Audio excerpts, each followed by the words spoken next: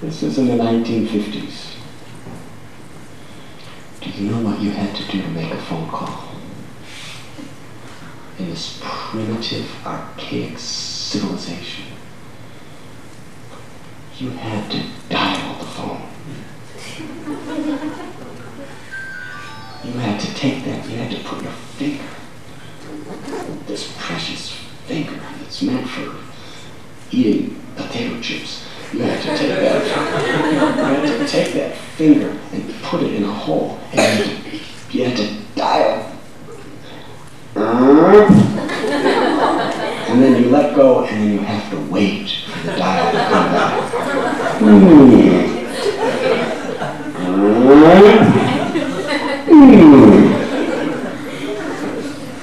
And the terrible austerity was when a number had too many zeros in it.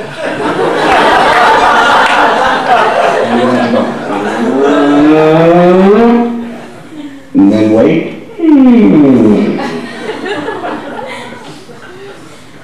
That's how you dial the phone.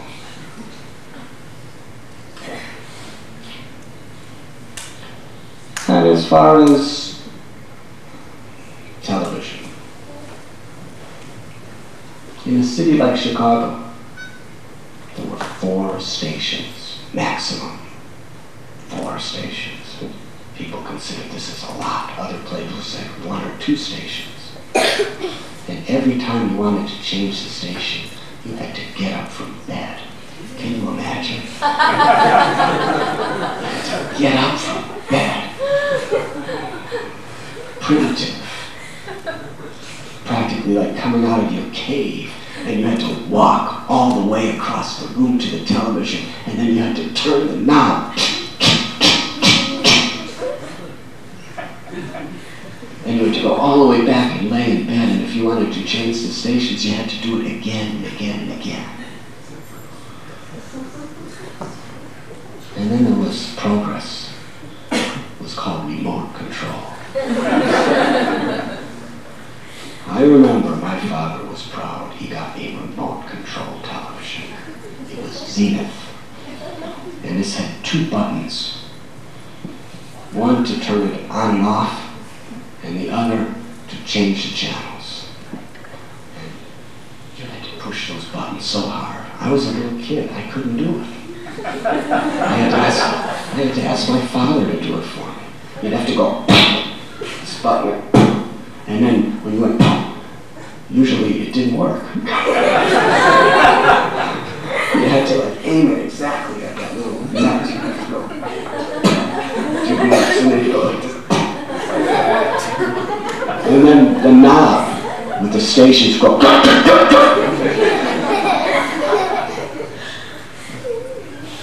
Technology.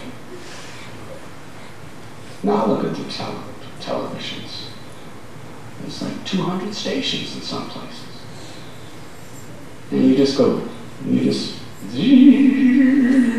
right? You just press it once and it goes station to station to station. You can adjust the volume, and you can record, and you can memory banks, and so many things in those. And telephones.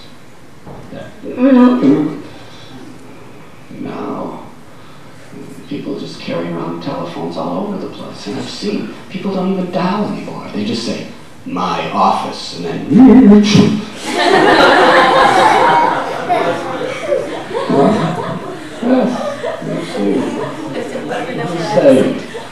home.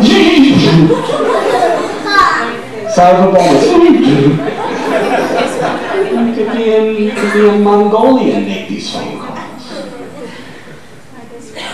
You don't even need a wire. Recently I was in Rome. And people want to get away from all this technology. So they took me deep into a forest, because they know I like caves. So they brought me to this beautiful cave. It was a natural cave with 3 rooms and a high ceiling. It was a 5-star cave. So we had Srimad Bhagavatam class there. It was such a big cave, 50 people fit in it. Everyone was sitting there. It was just so beautiful, just ancient rocks and outside this forest.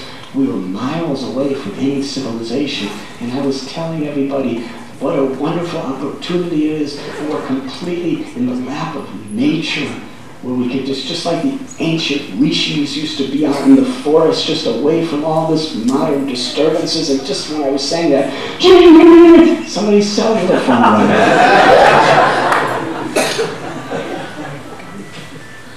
So yes, we have been selling a lot of technology, a lot of progress. And back in the 50s,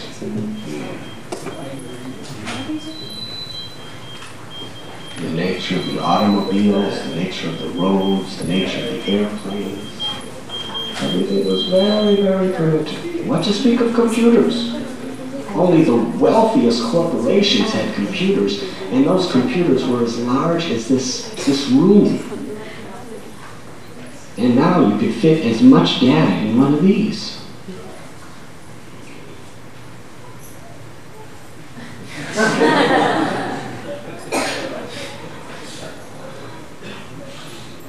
Are you taking interest in this talk? Now to the point. How have we progressed? We talked about the technology of the 50s and the technologies of the 90s and 2000. Okay. When I went to school in the 1950s, federal government statistics, I'm speaking today. The 3 biggest problems in the schools. 1, are you ready for this? Sticking gum under desks. 2, talking in class. 3, running in the halls. These were the 3 biggest problems the schools were facing as far as the discipline of the children. In the 1990s, the 3 biggest problems: drug addiction,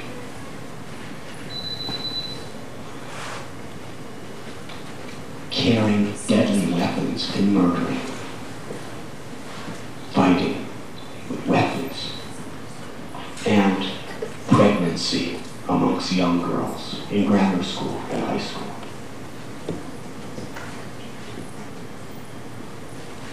How have we progressed?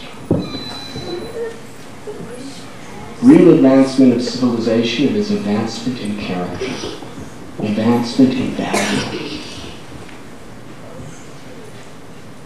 advancement in realization of the really valuable eternal things of life.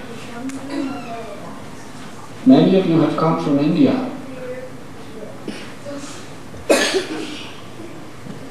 And we see that in the United States of America, there is tremendous more comfort and modern living than in India.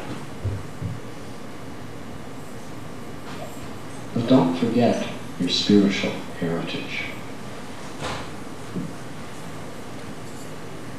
because that is of real value. These comforts are not of real value.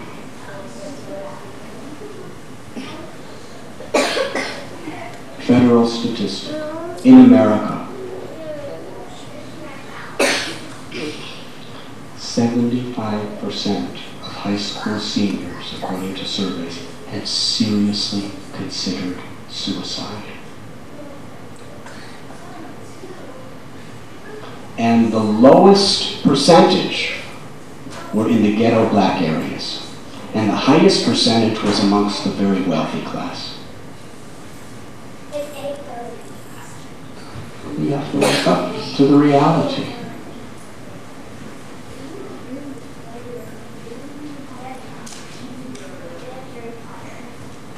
We have to imbibe within our children